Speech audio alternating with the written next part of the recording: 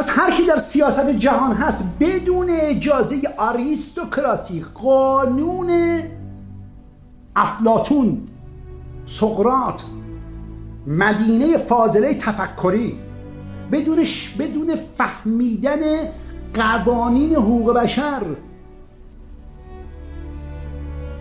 میخواد به حکومت برسه، حتما بی‌ناموسه. خودشو برتر میدونه، خودشو بالاتر میدونه. جزء شغل‌های لجنه. هیچ کدومش نجات پیدا نمیکنه بعد از مرگ. هیچ کدوم.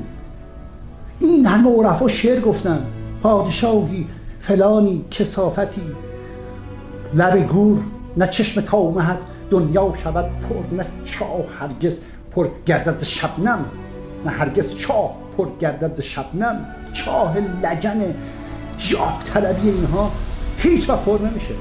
من کیم؟ من جاسوس ملت ایرانم که اون شهید چیز خیر از حرف من دزدید الان رو حواس. من به شما همیشه گفتم تلفن‌های منو گوش نکنید. 2 سال و نیم اینا منو شنود می‌کردن. 4 ماه پیش فهمیدن که خرقاده بودن. یه جا چیزی بهشون گفتم های یابو حسین زد با مسخره کردیم. گفتم احمقی یزیدت، احمقی.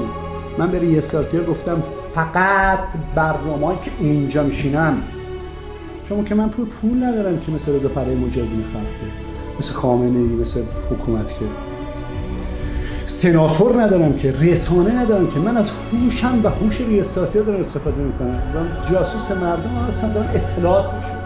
این چیزایی بود که توضیح